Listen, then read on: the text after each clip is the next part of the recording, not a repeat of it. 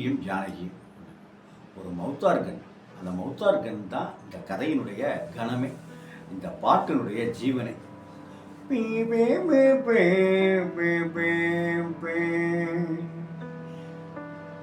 இளையராஜா வந்து பெரிய ரசிகன்.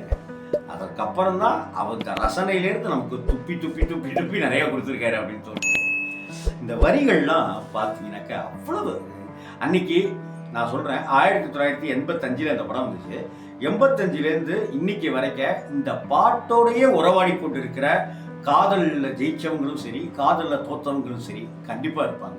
அப்படின்னாக்கா கை தூக்கும். நிலவு தூங்கும் நேரம்